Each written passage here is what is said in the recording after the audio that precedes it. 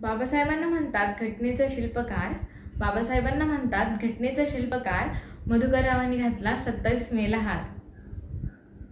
भीमरावांना साथ होती रमाईची. ज्योतिबांना साथ होती सावित्रीबाईंची. आज मी शपथ घेते मधुकररावांचा साथ निभवण्याची. सावित्रीबाईंनी शिकवला शिक्षणाचा धडा.